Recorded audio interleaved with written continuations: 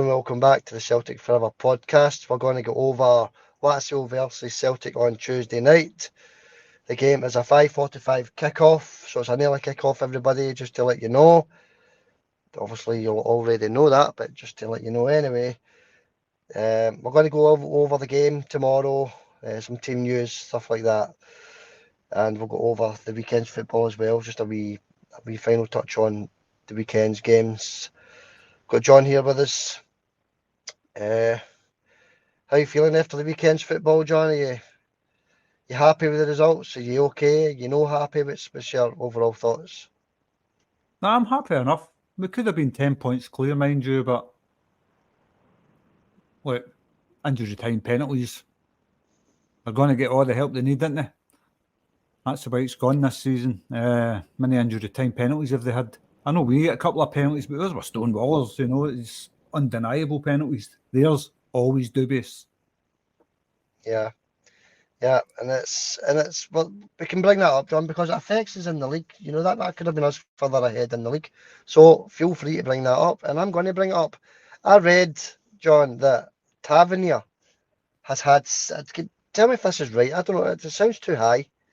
He's had 73 penalties for Rangers. 73 since he's been there. That's surely no right, is it? Nah, it doesn't sound right. 73. That sounds a bit much, even for them, with other pals helping them out. Well, I checked it up, and that's the official. That's the official figure. He's had 73 penalties, John, and he scored 53 of them. Sounds a lot. I mean, if that's true, that's the level of total penalties scored, 58. I don't know if that's in his entire career. I don't know who he played for before he played for them, right enough. It just seems high. It seems high to me. So, but I checked it up, and yeah, because obviously they got that 2nd minute of injury time penalty, very dubious penalty against Aberdeen, John. You know, when I was watching it, I saw a slight tug, and I thought he's going to give the penalty, so I switched it off, put it back on, and sure enough, they'd scored the penalty. So I didn't really look into it any further. But what I've been reading on some of these Celtic things, you know, it was a clear dive. You know, it was never a penalty. It's Andrew Dallas that gave the penalty yet again, but refused to give Celtic a penalty for the exact same thing against Ross County a couple of weeks ago. Exact same thing. Tug in the box, all goes down, no penalty. Andrew Dallas was on fire, never gave the penalty, John. So what's going on? It's disgraceful, isn't it? It's just despicable the amount of penalties they get. And the only way we get a penalty is if it's Stonewall. And we wouldn't have got a penalty if it wasn't for Mikey Johnson on Saturday complaining to the referee. We wouldn't have got a penalty. Mm-hmm.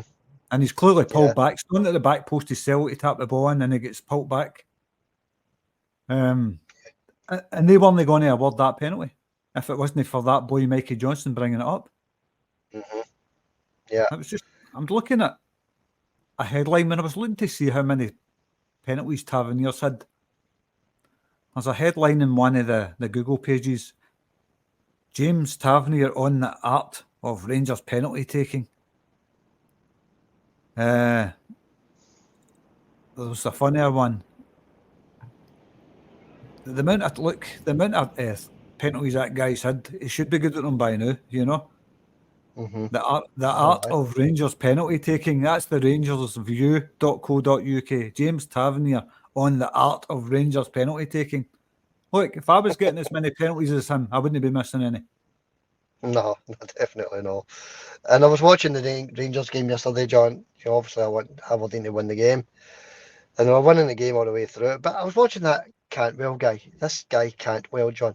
The amount of diving, we need to watch out for that when they come to Celtic Park in a few weeks. That guy's diving is unbelievable. Every 5 minutes, John, he's got the ball and somebody brushes against him. He's throwing himself to the ground every single time. I know you didn't see the game, but that's exactly what he's doing, John. That's the only game. That's the first Rangers game I've watched. I don't know, maybe since we played them at Ibrox. And the guy was just throwing himself to the ground every 5 minutes. So we need to look out for that when we play them at Celtic Park. I never seen the game, but I've seen plenty. I know what he's like. I've seen the dives every single time he plays. It's like you're running past a cardboard cutout, it just fuzz with the wind. You know what I mean? The guy's just a complete and utter joke. He's a garbage player and all, by the way. Anybody that thinks he's a great player are kidding themselves on. What's he done? Yeah, that's it. But no, I just thought I thought the diving was a disgrace. You know, and the Aberdeen fans that actually, you know, it's no Celtics bringing this up this time, John. It's Aberdeen.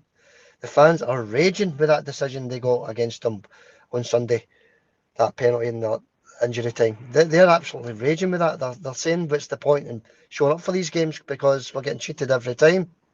That's what the Aberdeen fans are saying. So, you know, it's not the Celtic fans that are saying it this time, John. The Dons fans are very, very upset about that. I know they've got every reason to be upset. Well, I've not seen the penalty, but I can imagine it. Because every time I've seen them getting a penalty, it's always been very dubious, and it has to be double checked and treble checked by VAR and all that. And as soon as they're doing that, you know they're getting a penalty anyway. But they've been helped out so many times with late penalties when they're struggling in games, and that's the way it's going to continue. And if you ask me, we need to get rid of that VAR.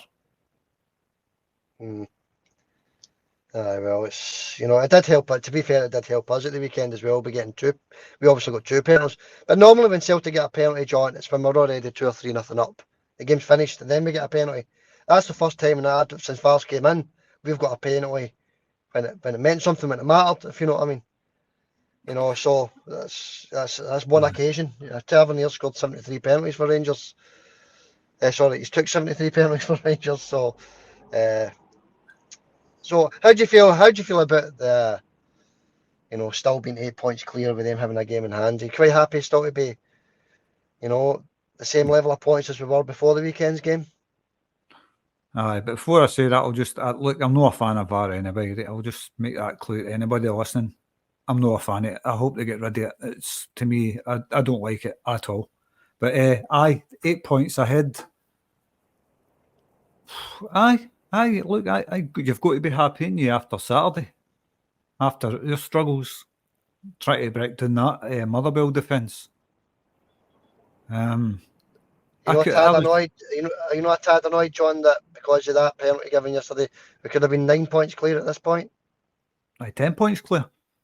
Is it? It would have been 10 points clear if they get beat yesterday. I think it would have been 9. I think it would have been 9, John. Whatever it is, look, I'm not a mathematician. I can't be bothered sitting counting this. I think it's 9. I do think it's 9 because, you know, if they wouldn't have got a point yesterday, John, they would only have lost 1 point, so that would have put it to 9. You know, but so I'm a wee bit annoyed about it because we should have. We should have been 9 points clear just now, John, and we're not because Andrew Dallas awarding one of the softest penalties you're ever going to see in your life.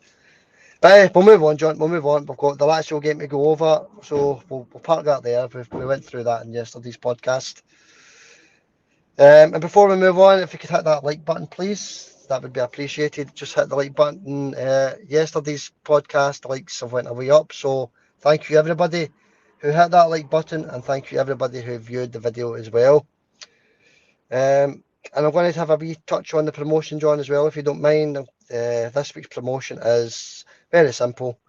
What minute will the first yellow card be given in the St Johnstone game on Sunday? Just leave your minute in the comments section. We've had a wee bit of interest in this one. You can have up to 5 guesses as well. So in the comments, leave what minute you think the first yellow card will be given on Sunday's game against St Johnstone.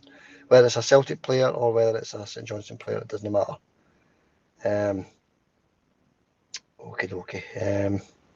What if it's a straight red? That's a good point, but if it's a straight red, I'm still looking for a yellow. Yeah, just a yellow, the first yellow. Yeah, yellow. Reds don't come into it, I'm afraid, John. That's good. I'm glad you brought that up because we're just looking for the first yellow. If it's a straight red, no, we're not looking for that, John. So just a yellow card. Scottish Cup draw was made today, John. Bucky Thistle, we've got at Celtic Park, the Highland League team, Bucky Thistle. That's a good draw for Bucky, isn't it? They were going to make a few quid out of that, I would imagine. Aye. It's set to Borden back up the road. Yeah.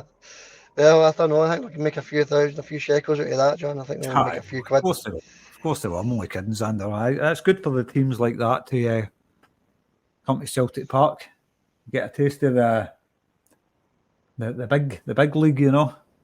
Mm-hmm. Biggest stadium in Scotland. Well, second biggest stadium in Scotland. Biggest stadium in football stadium in Scotland, I mean. Mm-hmm. Aye. But, aye. Yeah. It's good for wee teams like that to come to Celtic Park. Aye.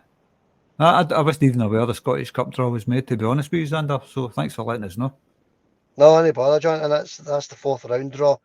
And I'll just go through the Glasgow clubs. What the Glasgow clubs got: Rangers are away to Dunbarton, and Ross County are at home to Partick Thistle. So that's your three Glasgow clubs in the Scottish Cup, John. Good luck to Partick. Rocco Vatter, John.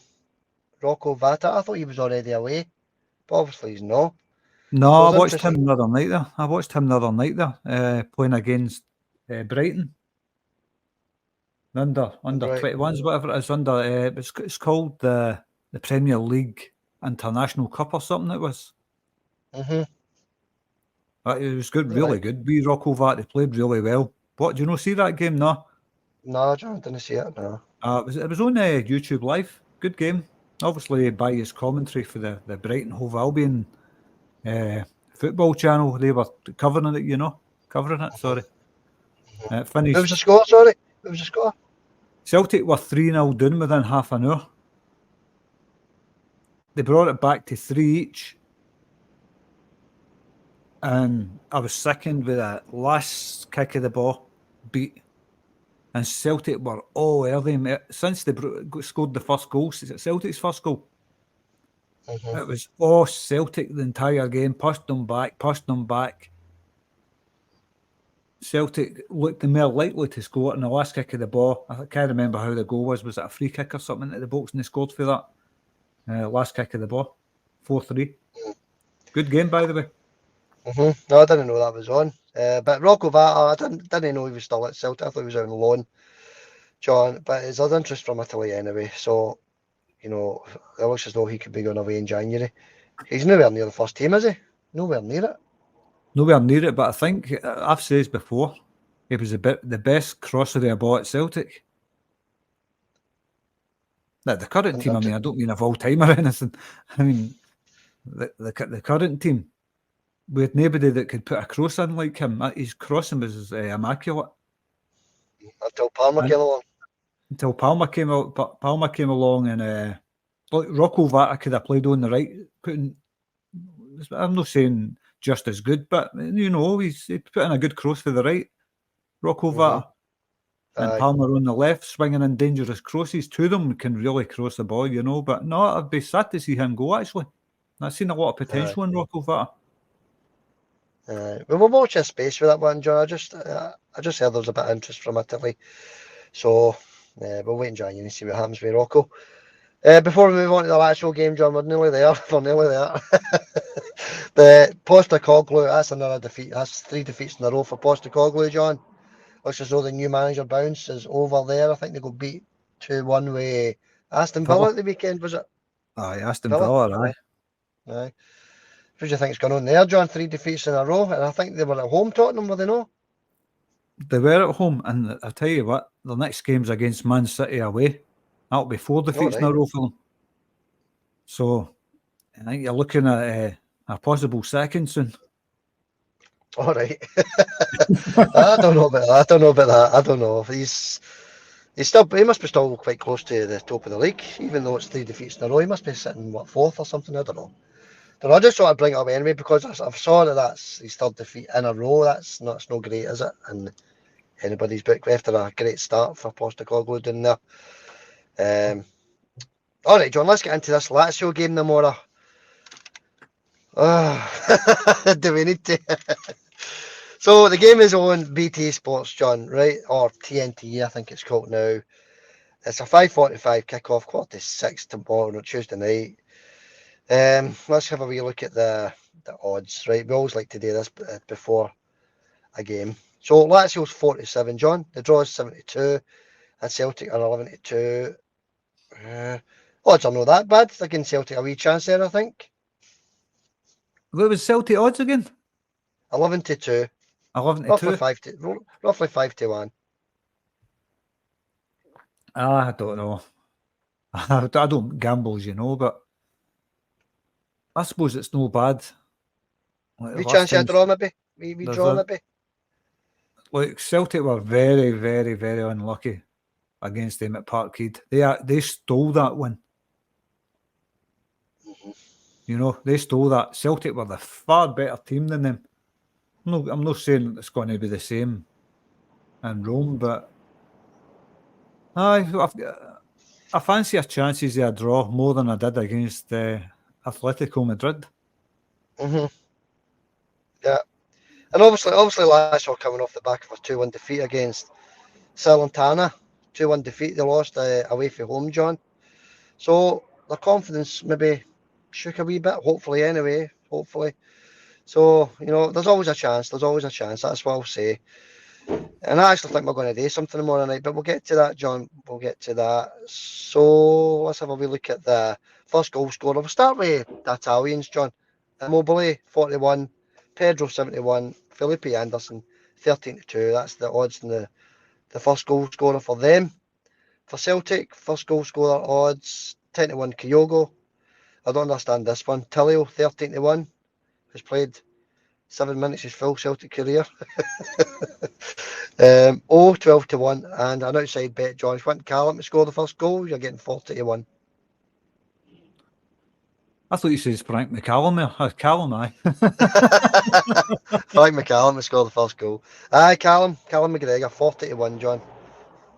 Callum's not been hitting pot shots from outside the box for a wee while, has he? Nah. I don't look. We're missing a lot of key players tomorrow, especially Maeda and Palmer. That's true. And Hatate. Had they three been playing, I'd have fancied Celtic to take something there. Yeah. Yeah, I still fancy them to take something, John. I still fancy them. But I know what you're saying. We're missing 4 key players there tomorrow. You're talking key Celtic players, top Celtic players we're missing. As you say, Hatate. Palmer, is it? Palmer missing as well? Palmer. Maeda. Yeah. Maeda, Abada. List goes on and on, doesn't it? So it does get tougher for us. But we need to move on, John. We need to just get on with it. That's just the way it is. Let's have a wee look at some correct scores. I'll not go through the Lazio correct score, right? Let's have a look at what they're offering Celtic for a Celtic win. Sorry, the odds for a Celtic win. Celtic to win 1-0, 18-1. Celtic to win 2-1 is 20-1. Celtic to win 2-0, 40-1. And Celtic to win 3-1 is 55 to 1. So, looking at that, the bookies obviously don't think we're going to win the game, do they? No, they definitely don't. Do you? Yeah, I'll give my score prediction in a wee minute, but I think we're going to do something, John. I think there's a chance, definitely, especially with Lazio losing at the weekend. Lazio are sitting second in the Champions League group, maybe 7 points. We're sitting bottom with 1 point.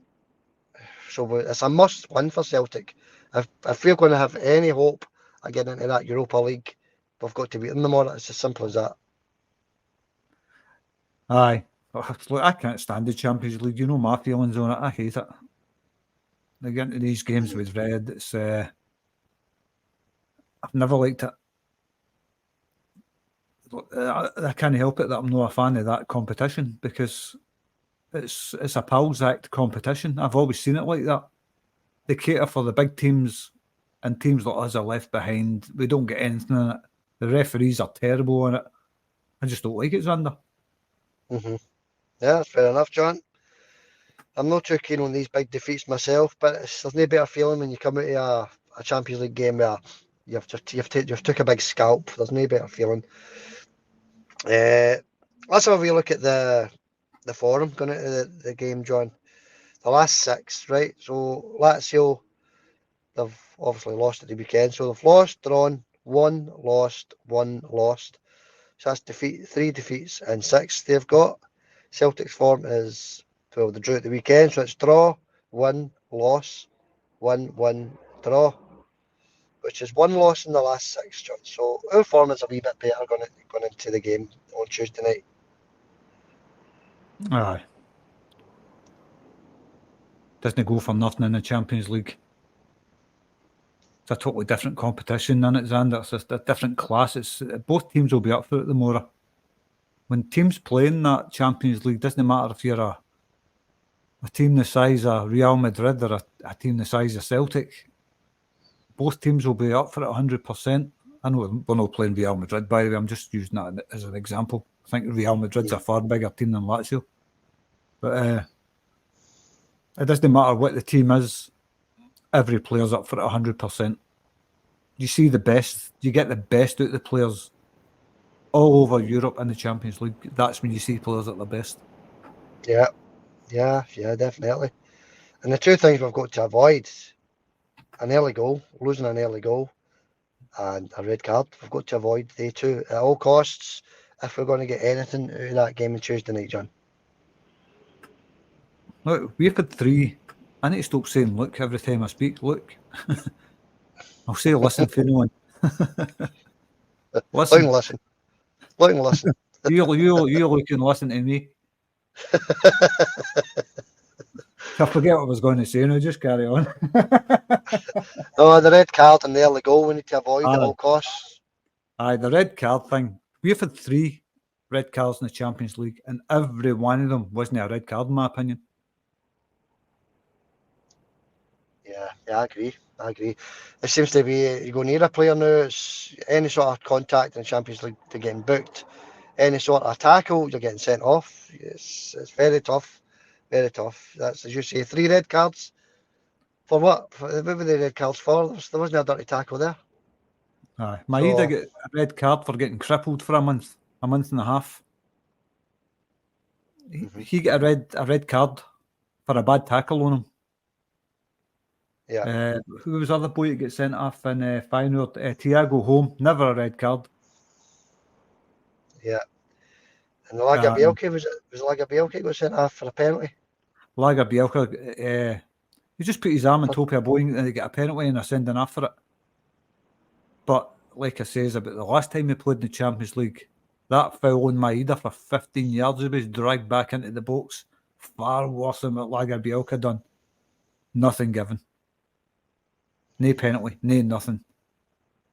And it was 100 times worse than what Lagerbielke done. So, look, that's what I'm saying it again. But these referees in the Champions League, I can't stand them. I think they're either deliberately doing that to Celtic or they're just really poor referees. I don't know which one it is. Take your pick. Aye, well, the way I look at it is we're nearly at the end of the Champions League, John. We've got 2 games to go. Let's just grin and bear it. Let's try and get a few points on the board, a few more points on the board. And with a wee bit of luck, we could qualify for the Europa League, John. I think what we need to do to qualify for that is obviously beat Lazio tomorrow and then hope that Atletico Madrid beat Lazio in the last game, which means we would beat Lazio in the head-to-head. So it's a big ask. We obviously know that. But stranger things have happened. So let's go into a wee score prediction then, John, for tomorrow night. You can start if you want. Aye, but look, I'm just looking for a performance for Celtic tomorrow. And like you says, no red cards. If we keep 11 players on the park and we get 100% out of every player, which we will need, I'll say 2-1 Celtic. Yeah, a lot of things have got to go our way, John, to get a result like that, I would imagine. Yeah, but yeah, 2-1, you think? Well, let's look. That's just a guess. I'm not going to say 6-0 Lazio. I'm always going to favour the Celtic getting a result because you don't know. It's 11 against 11 men. You just don't know. So 2-1 Celtic. Right. Well, I had a feeling we were going to come out of there with something tomorrow night. And I think it'll be a draw, John. I think it'll be 1 each. I think we'll come out there with a point. They're not better enough to send us through, unfortunately. But it's another point on the boards, and it's a respectable draw in Italy. Don't get me wrong, John. I hope we get that win tomorrow and keeps the European hopes alive. That's what everybody's looking for, obviously. But I'm going to say a draw, and I think it'll be a 1-1 draw tomorrow. All right, John. That wraps it up for the game tomorrow, unless there's anything else you want to add. No, I'll take that. 1-1 draw. I would take that all day. Just looking for a performance for the players, that's all. I'm not expecting us to get into the next round of Europe. I don't think it's going to happen. But I would take a 1 each. I'd be happy enough with that. And at the end of the day, even if we lose our last 2 games, we still won't be the worst team in Champions League history, like some other team I don't want to mention. That's true. That's very true. And just before we wrap it up there, John, let's give me a very quick Song? 1 to 11. John, a wee quick 1 to 11. What do you think the team's going to be? Right. Same as what it was at the weekend, basically. I think it's going to be Hart, Carter Vickers, Scales, Greg Taylor, Alistair Johnson this time, of course, instead of Ralston. Callum McGregor, Liam Scales. I think he's going to play Bernardo tomorrow. I think he's going to play Yang on the right, Kyogo on the left. Sorry, Kyogo through the middle. Who's he going to play on the left? Because Palmer's out. He might play Tellio. He might try Yang on the left and Tellio on the right. He looked quite pacey, Tellio. Yeah, I think I would say instead of Palmer, he's going to put Johnson in there. He's going to put Mikey Johnson there, Yang on the right, and I think he's going to put Turnbull in there. But we're only guessing, obviously. It's quite a weekend team, isn't it, John? We're down to the bare bones. As what it is, and the sooner the Champions League finished, the better, as far as I'm concerned. That's all I can say about it. But look, we can only hope for a wee performance after the players tomorrow, and hopefully they can get us something like a 1 each draw, something like that. I'd be happy with that. I'd love to be into the Europa League, but that's not going to happen, I don't think. And good luck to Celtic tomorrow night against Lazio. It's going to be tough, but we can come out of there with something tomorrow night, I'm sure. And we'll do a wee post-match tomorrow night. John, are you okay with that? Well, it depends. Right, okay, buddy. All right, we'll see you the next time. Hail, buddy. See you later, Xander. Ta-ta.